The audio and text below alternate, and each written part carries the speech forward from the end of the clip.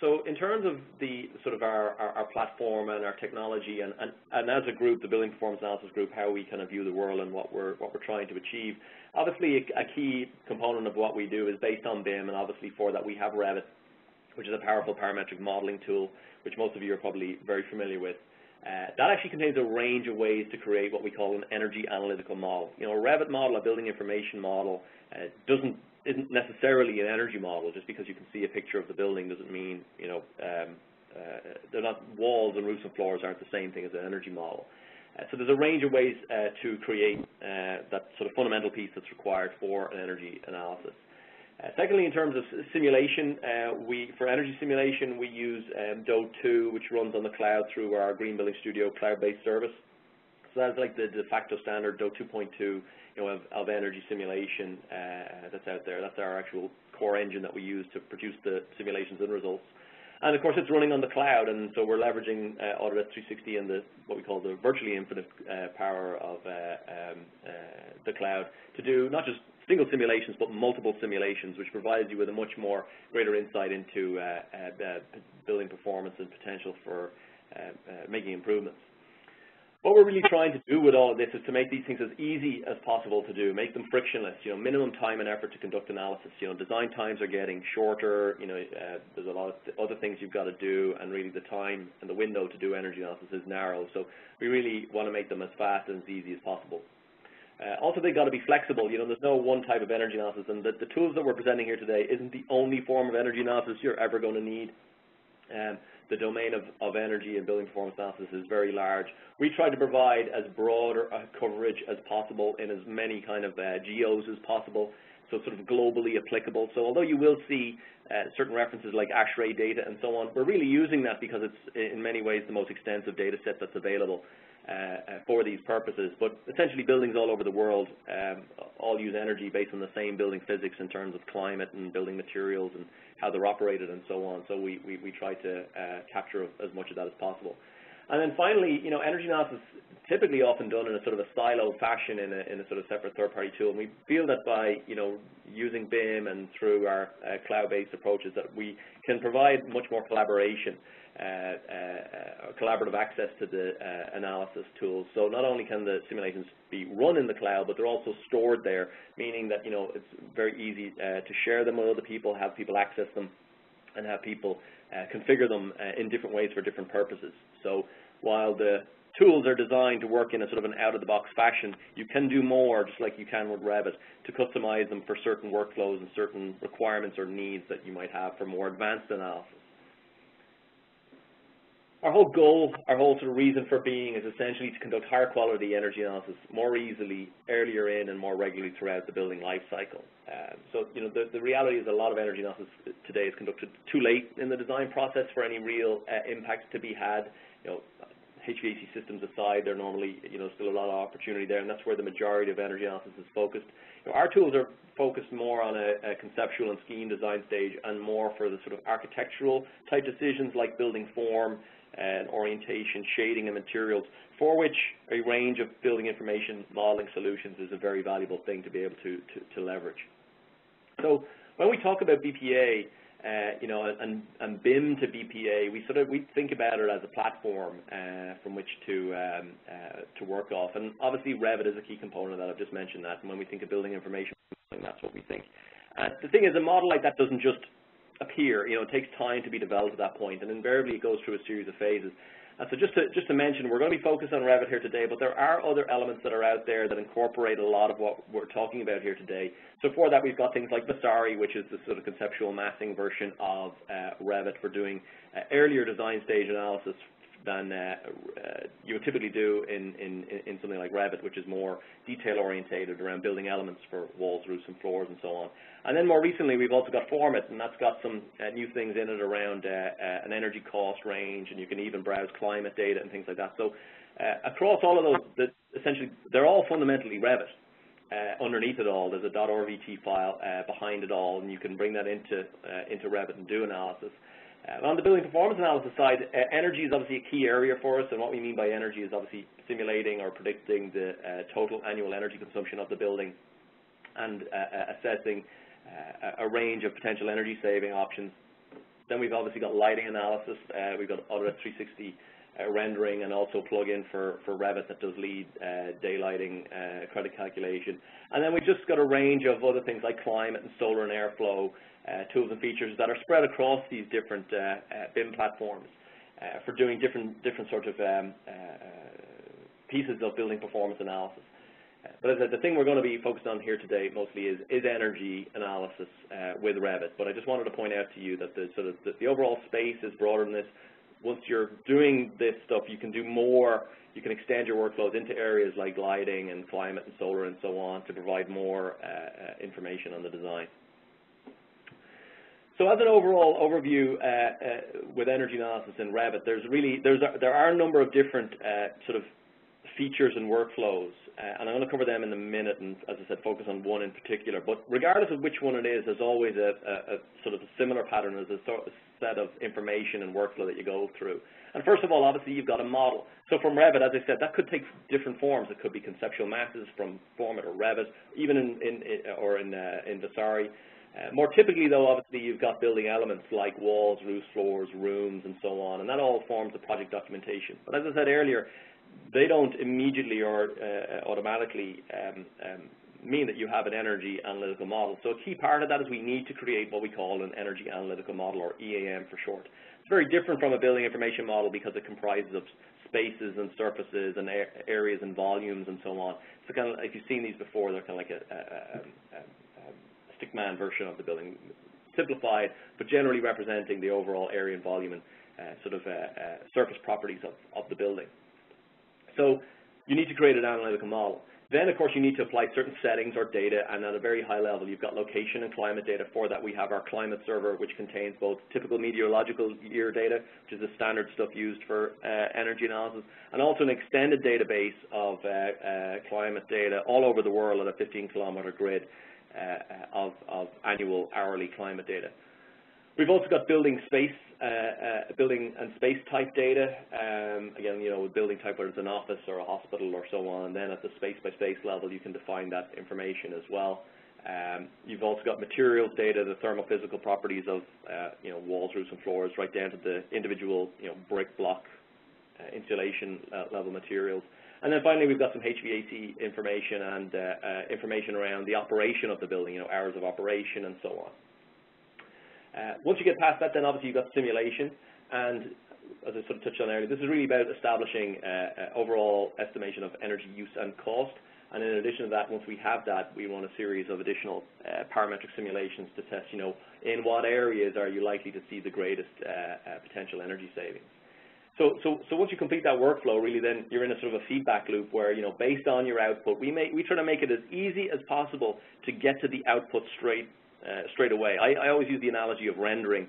Nobody ever builds a really, really detailed model, sets all the building, and then materials, then does the rendering, and that's it. They always sort of run a quick rendering to see what it looks like, check the view, and use the output to sort of drive the input.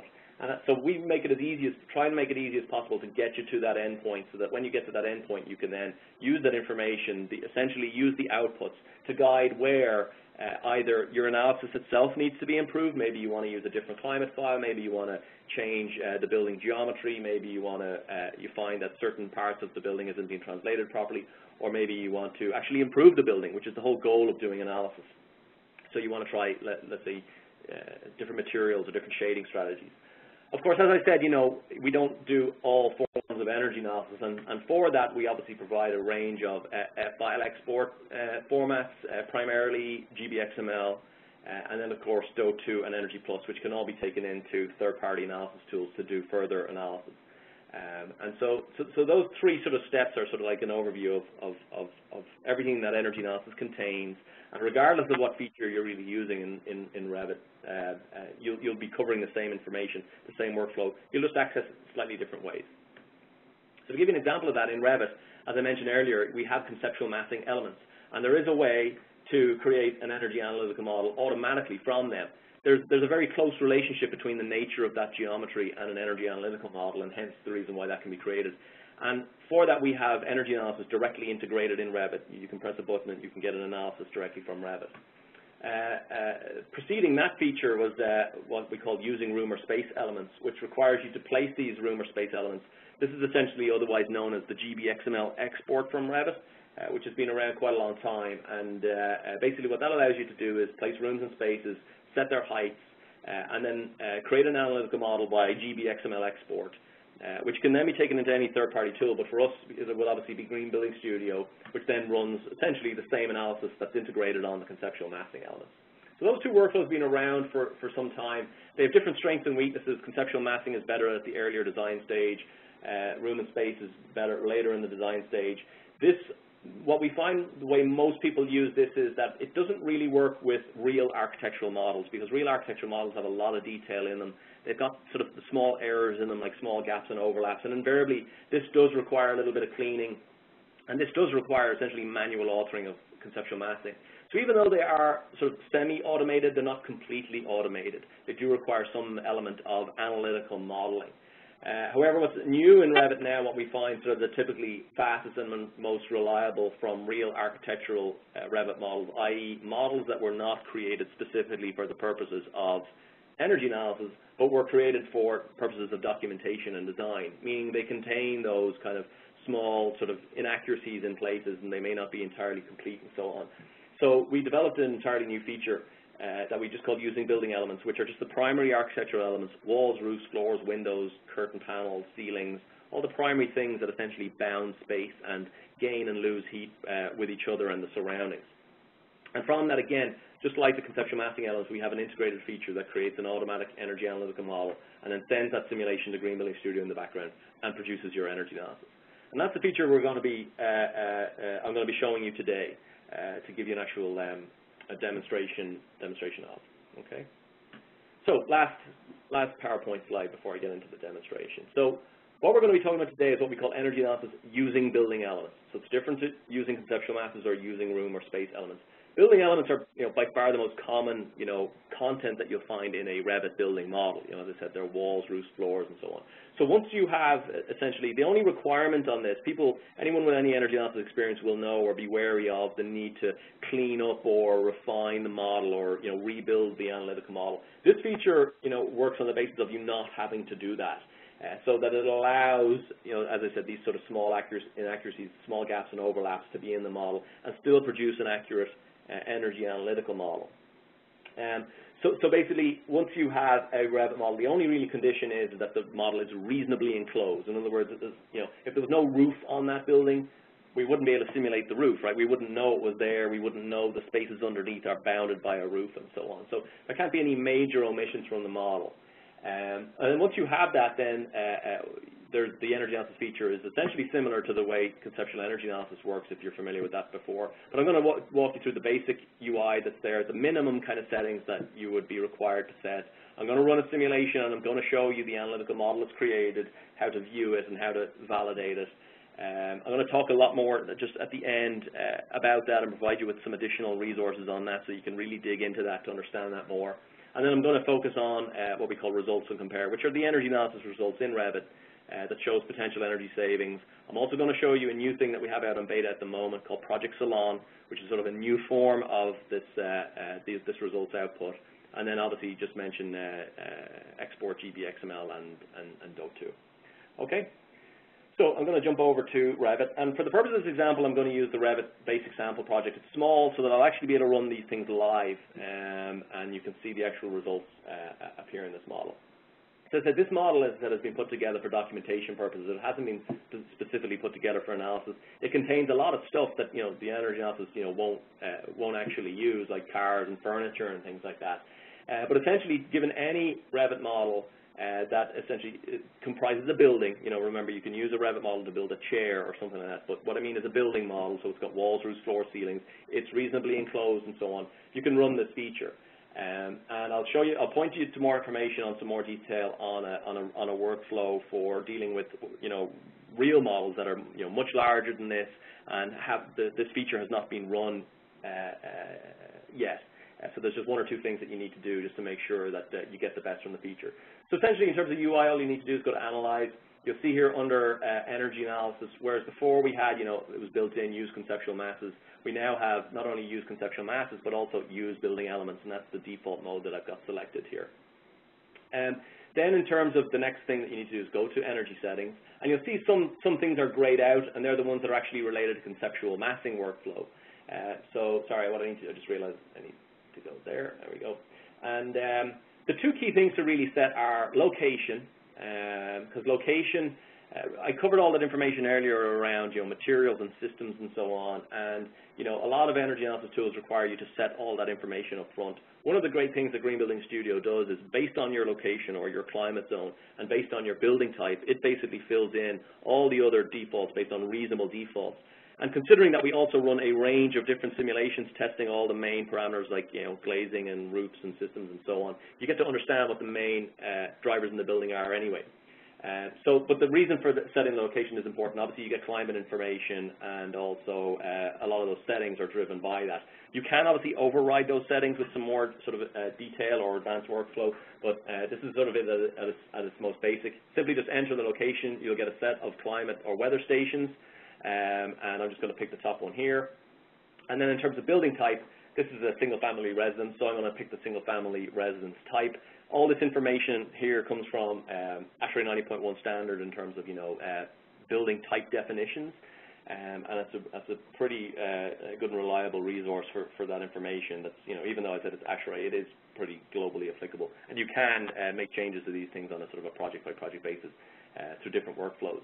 But this is just at a very simple level. Set the overall building location. The other thing I'm going to point you to briefly, but I'm not going to go into too much detail here, is just simply what we call the resolution setting.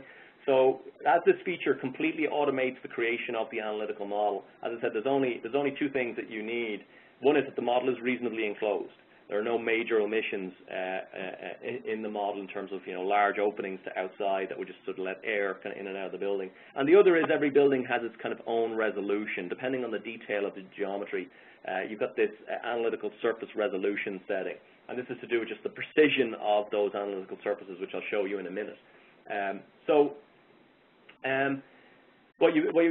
I said, I'll point you to some information about the 2 or 3 steps that are required to get this right for sort of literally every project. But for the moment, just to do your first run, all you need to do is just single family building type and set your building location. Okay, so once you've done that, all you need to do is run energy simulation. And the first thing it's just asking you to is, are you sure you want to do this? So the reason it's asking you that is that one of this automatic algorithm for creating the energy model is dependent on the building size. So the larger the building, the longer it will take. So if you've got a very large building, like 2 million square feet, it might take an hour. You can see there that took only sort of 15 seconds for this first stage to be complete. But it can take a little longer for larger models. So if you're going to try this, I would suggest don't necessarily always start with your biggest, baddest Revit model. Start with something smaller, and you'll understand how it works, and then sort of you'll be able to move up to dealing with larger models, and I'll give you some examples of them at the end. This message here is just saying, just look out, Revit model content and complexity varies. If you take a Revit model, I get a new one from customers every other day. It always contains, it's always built differently, and there might be different things missing from it, the way the algorithm works, so you need to check that. As I said, I'll point you to some information on what you need to do that. So if I just say OK, what it'll now do is it now contacts the Green Building Studio server, where it will set up a project for me. And a project in Green Building Studio is essentially somewhere where all your project runs are stored. So I'm just going to leave the project name here called Single Family Residence, and I'm going to call this one Analysis 1, and I'm going to continue the simulation. So now what it's doing is actually packaging up the GBXML in the background. You can access that if you need to, and then it sends it to Green Building Studio and starts to run the simulation. I'll actually show you that simulation running. You don't have to do this step, but just for those who are interested, if I go into Green Building Studio, which is through the web browser, and I just refresh my project list, you'll see I now have this project here, Single Family Residence. And if I click on it, you'll actually see the first, what we call base run, actually starting to run there. And you'll see it's actually running the DO2 simulation at the moment. And once that's complete, what you'll see it then do is kick off the 40 or so parallel runs that it does for the potential energy savings chart. So you'll see it running all of these in parallel. You'll start to see these sort of running. And also at the same time, I mean, you can see it in progress from results compare. You actually see the progress of the simulation. So for this particular building, it doesn't take that long. It takes a minute or two. You know, as I said, on very large buildings, you know, it can take an hour. It does depend on sort of server traffic and so on, but it's typically around that. But that's a, you know, reasonably short time for the size and complexity of the models that we're talking about. You know, the way most energy analysts get around that kind of thing is they sort of simplify the model to some degree. This doesn't require any simplification at all. So we really are leveraging the cloud for these large simulations. So this is just almost complete, and then we'll be able to view the results. But the first thing I'm going to show you before I actually dig into the results here is actually the way to view the model. Now, in Revit 2015, unfortunately, there's no way to view the analytical model directly in Revit like you can the structural analytical model, for example. So what we need to do is provide some way to view the analytical model and make sure that it's correct. So if I view it here, I'm going to look at these results in a minute, but I go to Open and go to Design Review. What we've done is we've created a Design Review version of the GBXML so you can see the analytical model that's being created. Now, again, if you're not familiar with looking at energy analytical models, this will look a little bit unusual. But basically what you'll see here is essentially these are all the separate spaces and surfaces. Those items in gray are what we call shade surfaces. So they simply cast, you know, shadows on the building, change the solar radiation calculations, and all the surfaces in green and blue are the discrete spaces, you know, the volumes of air, and their surfaces. One of the things you'll notice about this model that's a little different to other models, first of all, it's very detailed, and then you'll see there are some small gaps and overlaps throughout it, and that's basically a function of the analytical model creation algorithm. Because the reality is the building information model is very, very detailed. I mean, you've got like roof soffits and mullions and lots of detail that is normally greatly simplified in an energy model when you manually create it. Our algorithm does is it basically sort of stitches these things together, and it does leave small gaps, but in percentage terms it's very, very small. And I'm going to show you some information at the end as to just an overall kind of analytical model accuracy. But in fact, that is actually a very detailed analytical model of that building. You know, if you were to ask 10 energy modelers to build you an analytical model of that, you'd get 10 different models, anything from a simple box or two up to something at this level of detail, which, you know, in manual creation terms could take a day or two to do. This took literally, you know, a few seconds to do from Revit. So it's extremely fast, and literally anyone can do it. If you can model in Revit, you can now create a reliable analytical model. So, as I said, I'll point you to some information at the end about how you sort of leverage this more, and for larger models, how you make sure this sort of aspect of it is right. But I just wanted to show you that for now. So once you can sort of trust that the analytical model has been created properly, basically the results that get output are as follows, and this is sort of everything. So you've got a summary of building performance factors, things like location and weather station, peak outdoor temperatures, you know, overall summary of statistics like exterior wall area and floor area and so on, energy use intensity, life cycle costs and so on, renewable energy potential. There's a whole range of information here. Some of the two that I always look at sort of straight away are overall annual energy use and cost.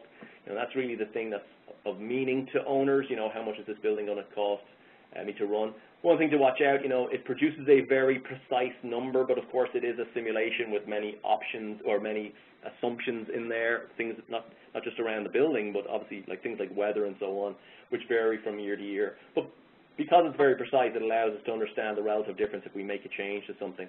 So we'll see total fuel and electricity broken down. And then here we have the potential energy savings chart. So this is a relatively new feature that we've added. Remember, all these features, because they're cloud-based, we're actually able to update them continuously over time. So if you're on your subscription, you see that you get the latest developments of these features, you know, as they come out. And I'm going to show you some of the newer ones in a minute. But basically what this chart shows you is from the base run, which is essentially, just think of it as roughly a stirred pot of ASHRAE baseline kind of assumptions. And what it shows us here is that, you know, stacked the highest is glazing has the single greatest opportunity for energy savings. These savings are over on the right. And for example, wall insulation is already pretty optimized. You know, you can see it's actually, you know, already at the higher end. We could only sort of go backwards here. Similarly, sort of with roof insulation and so on. But glazing is clearly the single biggest opportunity for energy savings. So that gives me a clear action of what I need to do next to improve the performance of the building. There's further information here around heating and cooling loads broken down, electricity and so on. Again, a lot of information here that you can use, climate information in different ways, and you can customize the appearance of this particular report to a certain degree. While I'm here, I just want to touch on this also thing that we've called Project Salon. So this is actually a project that's currently out on labs, but again, because these are cloud-based features, we're able to deliver them into Revit automatically without you having to do anything. And at the moment, we have it here under a separate tab called Salon. And one of the things about this is that we really get two questions. One is, well, how do I customize these charts? You know, what if I, want a different chart with different colors, or a histogram instead of a pie chart, or I want, different data to be represented. And equally, the other one is, we can't quite do this yet, but how do I customize the actual different runs and settings that are in here? And our strategy for that is this project that we're calling Project Salon. And what it actually is a different form of charts and so on that are actually configured in the cloud. So if you go into Green Building Studio and you go to Project Salon and you open that, you'll see we have this concept of dashboards and widgets. And what the dashboards allow you to do is create a custom dashboard. In this case, we've got the default one assigned to Revit at the moment. This same content is consumed in other tools like Format. But what you'll see here is a set of results, a set of widgets essentially that have been pre-configured to essentially duplicate the same information that's in the results tab. So it's going a little slow at the moment. Maybe I didn't click on it. It would be helpful. So when this opens up, what you're going to see here is this series of widgets. Now these, you can build these yourself within Project Salon. We've created a couple of them here. There's 7 particular charts ranging from total energy to wind. And again, these can be configured and customized and then assigned to Revit, so that when you run the simulation, what you see is that exact content appear in Revit. So what it would mean is that people can work collaboratively. You could have somebody working on creating the content, the different runs and so on, different report types. And then whoever's consuming that on the Revit side running simulations will see that information appear. The other thing about these charts is that they have more interactivity. I can click and hover over, and for things like cooling loads or electricity, if I want to isolate sort of electricity, I can do that. Or if I want to say, for example, looking at monthly cooling loads, but I can clearly see here Windows Solar is the largest, which reinforces this point that we saw earlier in the potential energy savings chart about glazing being a large opportunity. If I want to see what the next biggest one is, I can actually just turn that off and see, well, the next biggest thing is actually window conduction, right? So Windows is playing 2 roles. And I can continue to dig down, and then I can see infiltration is the next biggest. And it just allows me to dig down and understand and interact with the results that little bit more.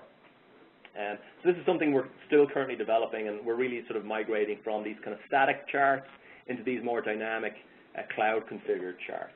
So I just wanted to touch on that as part of what's new, and that what we're keen for people to try and obviously get feedback on, and what sort of forms of charts would you like to see, and what way would you like the simulations run. So that's our base simulation run, and I'm just to give you an example of the way this could be used. Now that this is pointing us to sort of window glass and glazing to be changed, it's a very simple way we could go and change that. If I go into energy settings, now I didn't go into these in detail, but sort of by default or out of the box, what the simulation applies are these default construction type properties. And you can see here, there's more than one way to do this for walls, roofs, and floors. But for glazing, you can see here there's a type. It's a simple double pane, clear, no coating. If I sort of scroll down, this list here has like a half dozen of very broad brush types. So again, great for sort of early design stage stuff. I'm going to do this here in conceptual energy analysis.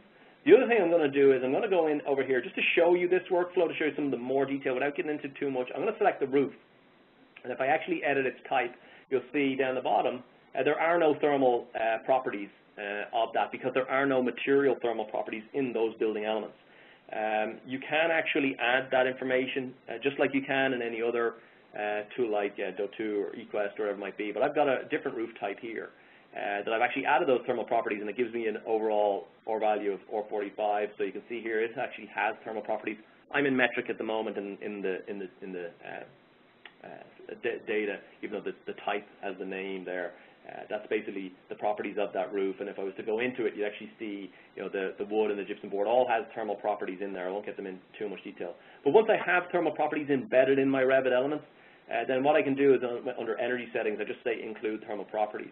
So in this simulation now, it's going to override the conceptual roof it's going to use the new glazing, and it's going to use that R45 roof in the model. So in this simulation, I'm going to run it again. Again, it asks me to recreate the model. One of the reasons we do that is that as you go from simulation to simulation, somebody might have made a change to the Revit model. So to make sure we catch everything, meaning that a new model is created every time. You can imagine that in kind of real costs if you're to do that. It isn't obviously always necessary because the geometry changes, but you know, especially early on, you know, geometry and the building form is changing rapidly, so we recreate the model every time. So I'm going to use the same project as I did before. I'm going to call this analysis 2, and I'm going to run it again. And when this is complete, we'll be able to compare these results side by side, and we'll be able to see the relative difference of essentially the upgrading the glazing and improving the roof thermal properties. And again, once again, we'll see. Oops, sorry, wrong one. The other thing I forgot to mention is while the simulation is running, this is really nice.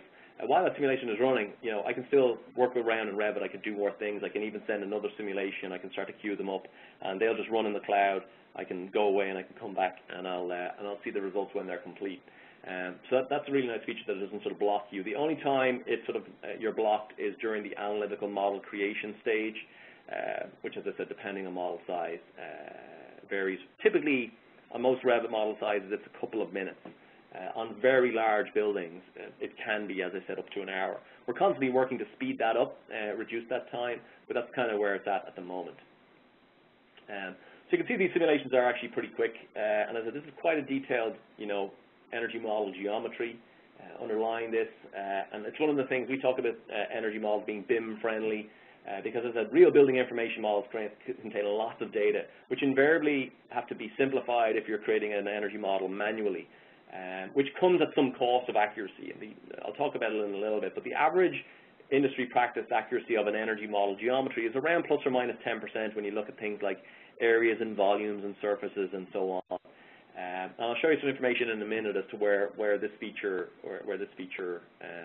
typically sits for average or typical Revit models. Okay.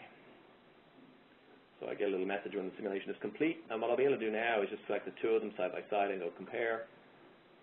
So again, some of this might be new to all of you. You've seen the conceptual energy analysis feature before. It works a very similar way, but you know, the big difference here is that we're using a real Revit model, so to speak, with real building elements to drive it.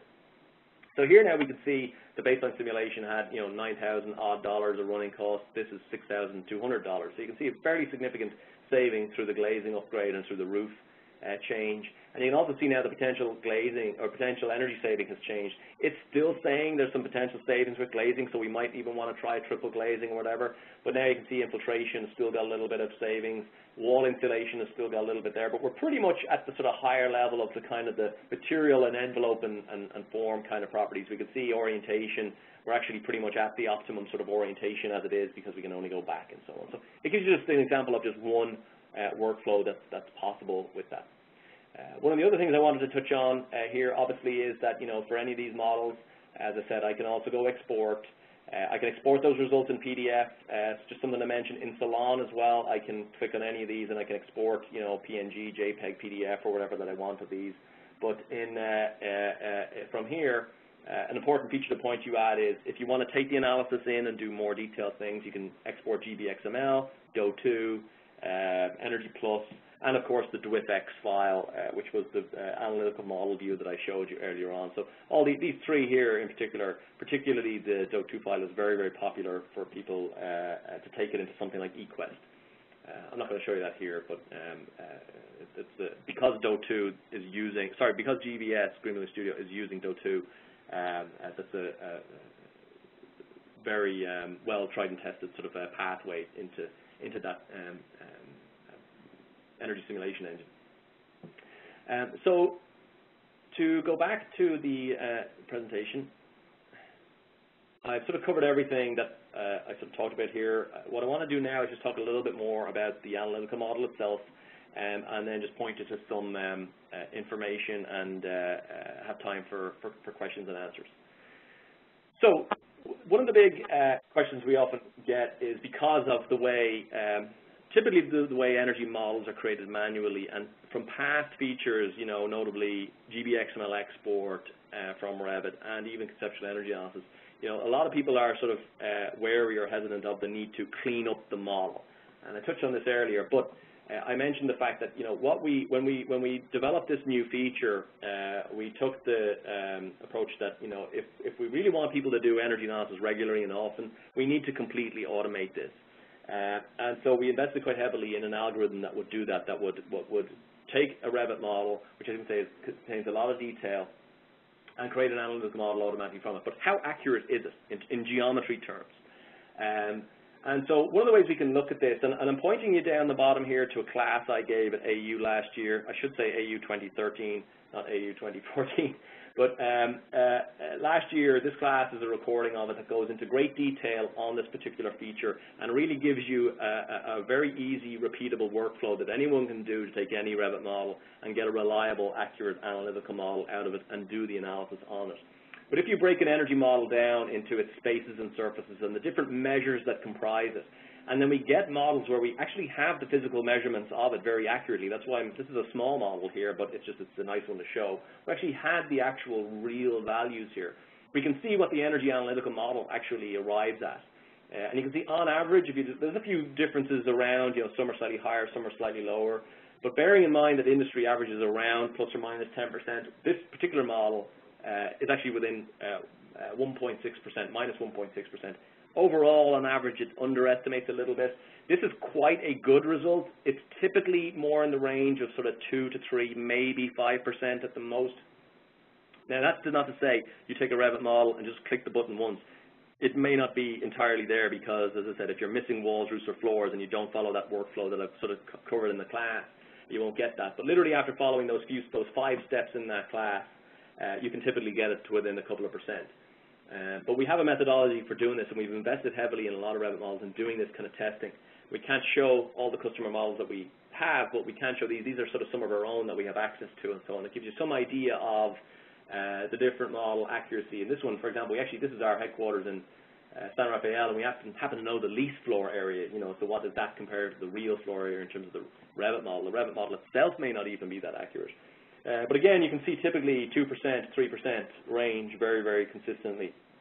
And again, I hear all the time, well, are these models, you know, maybe these are very simple models, you know, they don't contain the kind of detail that people normally do. These particular ones aren't particularly difficult either, but we have tested a full range of model size and complexity. This model on the left here doesn't look like much, but it was built specifically for the purpose of testing and stressing the algorithm. It contains all kinds of complex configurations, you know, plenums and sloped plenums and clear story windows and cutaway floors and atria with overhangs and all kinds of things that would make normal manual creation complex. So we've got multiple complex conditions in a small sort of container. These are more of your typical Revit model size and complexity, all the way up to sort of large and complex. And, you know, throughout all of this, we can again hit that sort of, you know, typically 3 to 5% without too much ease. One of the big differences, not only in accuracy, but again, you know, it's the consistency of it as well, because again, everybody will create an energy model, you know, slightly differently, but because it is completely automated, it just works off your Revit elements, anyone can do it. The difference, of course, is with traditional tools and practices, that stuff, the simpler models on the left, to do the same level of detail and accuracy, you'd easily be talking 2 to 5 days of manual effort, up to, for a large building like that, maybe 2, maybe 3 weeks to build a model like that. And again, by the time 3 weeks comes along and is done, the building has probably changed. So it's a very time-consuming to do it traditionally. Using Revit, what we've sort of proven time and time again with different customer models, is that it takes anything from maybe 30 minutes to step through those workflows that I sort of pointed you towards, up to maybe half a day for the larger models over on your right-hand side. So pretty much, and the other thing is it only needs to be done once. Once you once you understand, you know, that the model is sort of reasonably bounded and you get that resolution setting in the right ballpark, then you don't need to do it again. You can just model, you can run the analysis anytime you want, and you can be sure that the analysis is going to be, the energy analytical model is going to be complete. So it essentially completely eliminates the need for separate manual energy analytical model creation, and that's really a big deal. So then, just to sort of wrap this up, just if you're keen to try this for yourself, all that you'll need is basically, first of all, obviously Revit 2015 or the Building Design Suites. You can try this through things like Vasari. I'd also suggest you maybe check out Format on iOS for some interesting energy analysis or extended BPA. But specifically for the Building Elements feature, you'll need Revit 2015 and the Building Design Suite. You'll obviously need a subscription-enabled account because that's what Green Building Studio requires for you to run those features. Of course, just to state the obvious, you'll need internet access because it is a cloud-based feature. And then finally, obviously, you'll need a Revit model. If you go to that, try any of your own. All I would just sort of suggest, maybe don't necessarily start with your largest, biggest, baddest Revit model because your learning curve, which shouldn't take too long, but it will take longer than necessary if you use a very large model. If you'd like to start with a sample, the AU class that I pointed earlier in the deck provides some samples along with all the documentation and steps you need to follow. It's very, very straightforward. As I said, anyone who could do basic Revit modeling can now produce a high-quality energy model for analysis either with Autodesk Green Building Studio or take the GBXML or DO2 and bring it into a third-party analysis tool.